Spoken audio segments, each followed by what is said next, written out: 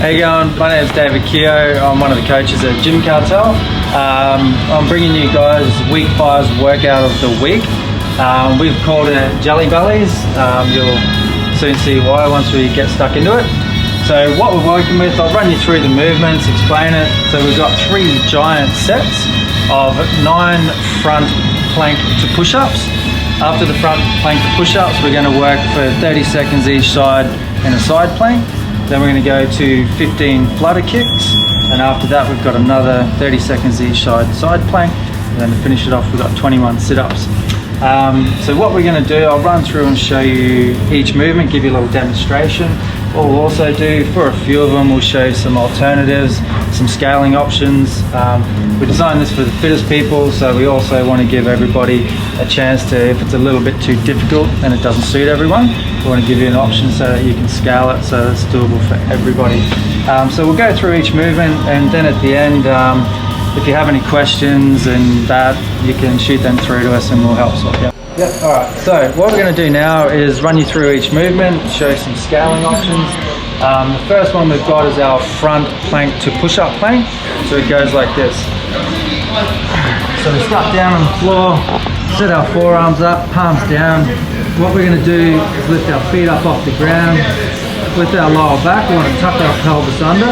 From there, we come up to our hands, and back to our forearms, up to our hands, back to our forearms. So we run through that for 9 reps. Once we're finished, we're going to move straight onto our left side elbow plank.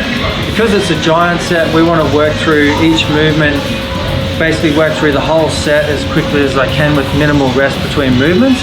Once we get to the last one and we finish 21 sit-ups, that's when we can have a minute or 2 rest and move on to the next set. So moving on to our left side plank. Same thing, we want to set up on our forearm, nice and straight through our body. What you want to do, this is the full version, so we can have a hand on our hip, hand on our side, that doesn't matter too much. What we want to do is raise up so that we're in a nice straight line. What will really help is if you squeeze your backside and your tummy muscles, all your leg muscles are working really, really hard to keep you in line. What we want to try and avoid is shoulders rolling over, or any bend in the hips. So we squeeze our backside nice and straight and we hold that for 30 seconds. We'll just have a running clock. Once we're finished, we pretty much just roll straight over to the other side and we go into our right side plank. Now, just before we move on to the flutter kicks, just want to show you a couple of options. Scaling it right back to the most basic version of that. We can have our knees bent at 90 degrees. The key with this one is that we still want to be straight through our hips, so we don't want to bend with any crease in our hips.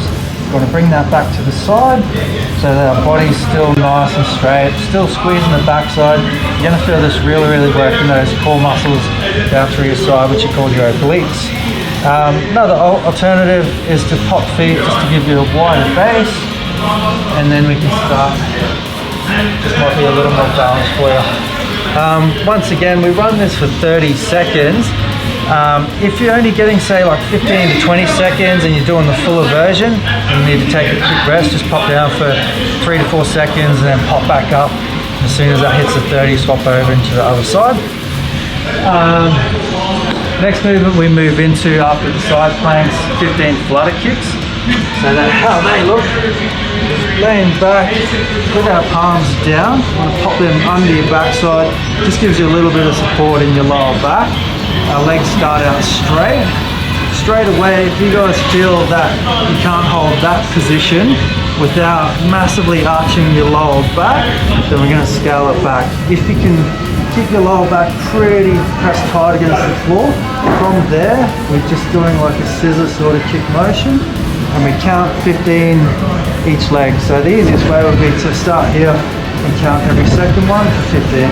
So 1, 2, 3, 4, 5, and so on.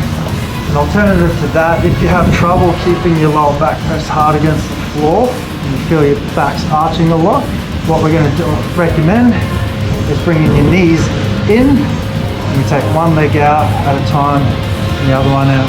Most important thing is to keep that pelvis tucked under, not a big gap between your back and the floor.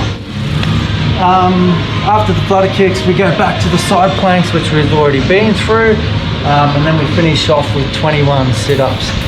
So options for that: feet on the floor, arms back, sitting up nice and tall, like so. And then the other scaling options, if you can't sit all the way up, we've got our hand sliding arm, like basically like a crunch as an alternative.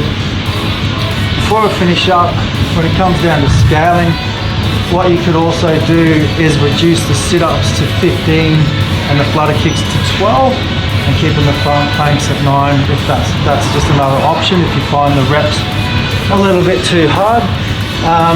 So that's it for week 5 workout, Jelly Bellies. Hope you all have fun doing it. We'd love to see some photos and videos, so most importantly, enjoy. Thanks.